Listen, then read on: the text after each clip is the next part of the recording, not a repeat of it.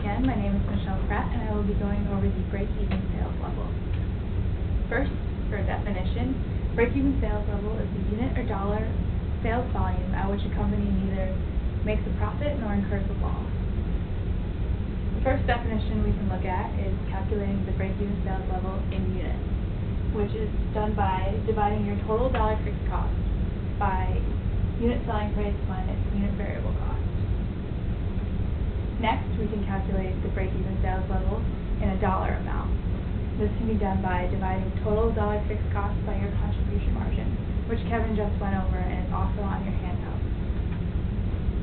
Three main purposes of calculating the break-even sales level include 1. To determine the attractiveness of a new endeavor, 2. To find out the place where a company will not incur a loss, and 3. To determine the point at which costs can be covered. Now we'll look at an example. Using the Elmira College bookstore, if they want to sell a new product for $5 and the variable costs are $2, with total fixed costs being $30,000, what is the unit break-even sales volume?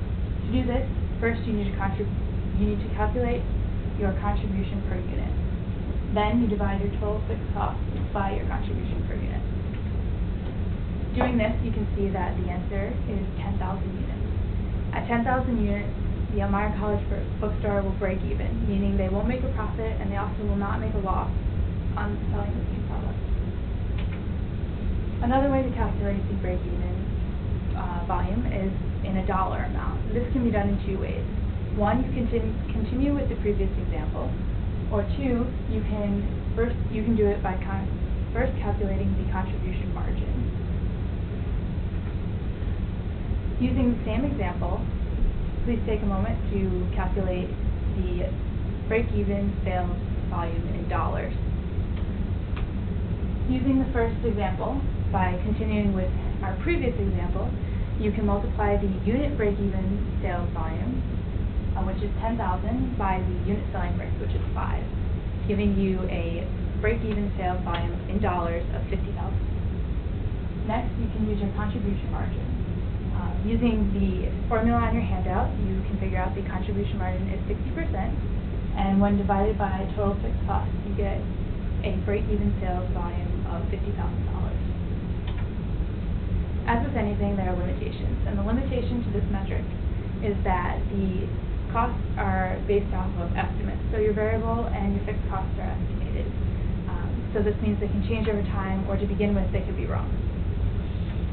Next, we'll look at this metric in a real-life example using an article that was published in Apple Insider recently.